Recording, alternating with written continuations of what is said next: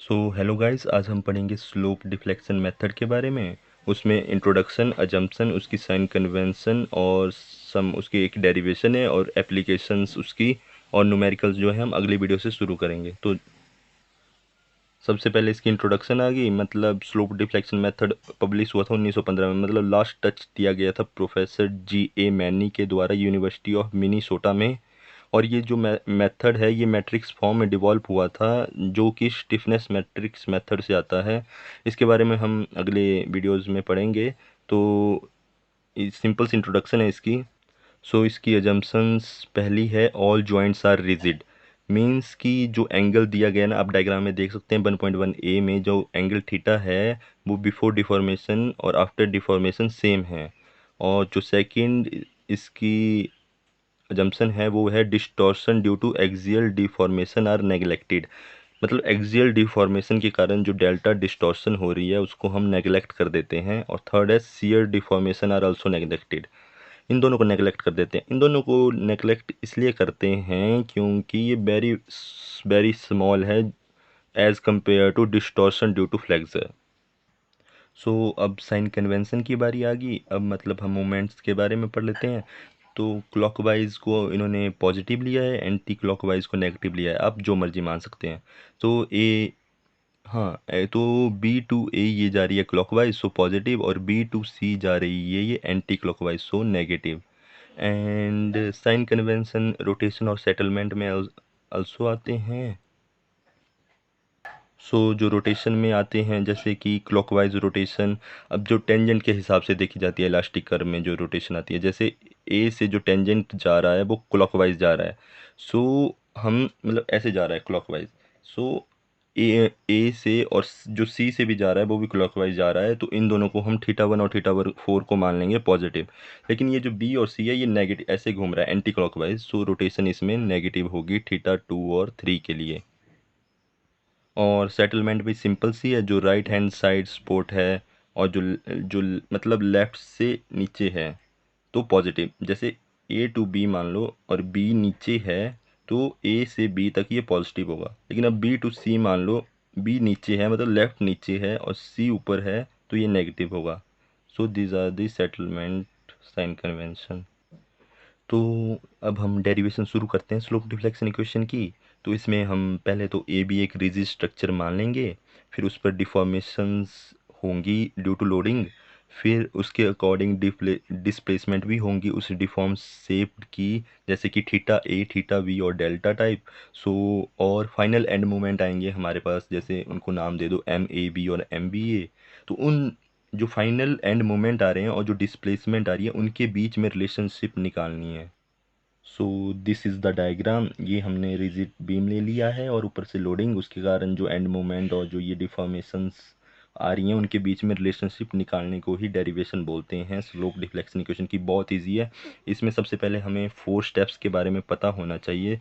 इसके 4 स्टेप्स ये हैं, जैसे कि पहला ये है, जो लोडिंग होगी एंड मोमेंट पे MFAB और MFBA के कारण जो होगी वो विदाउट एनी रोटेशन होगी एंड पे। ठीक है, तो ये सिमिलर हो जाएंगी एंड मोमेंट की तरह, तो इसीलिए उन्हें फिक्स्ड एंड मोमेंट बोल देते हैं, क्योंकि ये विदाउट रोटेशन हो रही हैं। और जो सेकंड है, सेकंड डायग्राम जैसे आप 1.6D में देख सकते हैं, सेटलमेंट जो हो रही है डेल्टा के कारण, तो दोनों साइड फिक्स्ड एंड मोमेंट में 6EI delta upon L square बनता है। ये पहले से वेरीफाइड है, सॉल्व्ड है। और जो थर्ड और फोर्थ पॉइंट है वो दोनों सेम है। MAB डैश के कारण जो आएगा वो थीटा 1 और थीटा 1 की रोटेशंस आएंगी, और M-BA के कारण थीटा 2 और थीटा 2 की डिफॉर्मेशंस रोटेशंस आएंगी, सॉरी। सो और फिर जो फाइनल रोटेशंस आएंगी वो थीटा और थीटा की टर्म में आएंगी।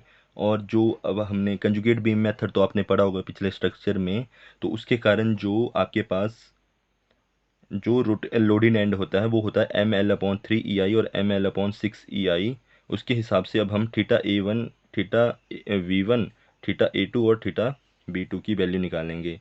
तो जो थीटा 1 की वैल्यू आ जाएगी आपके पास, वो आ गई आपके पास M-AB, जो इस साइड आप देख पा रहे हैं M-ABL/3 EI according to 3 EI। और अगला M-AB/L अपॉन 6 EI, ये बना थीटा A1 और थीटा B1 के कारण।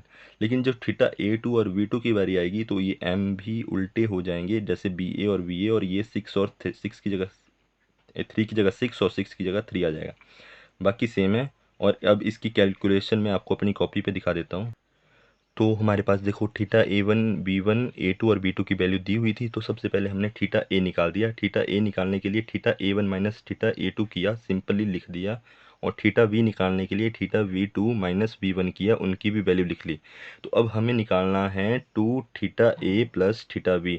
तो 2 से मल्टीप्लाई कर देंगे फर्स्ट, फिर सेकेंड को। सो 2 और 6 था तो 1 और 3 बच गया, प्लस M और ये जो हमने थीटा V था हमने सिंपली प्लस करके लिख दिया।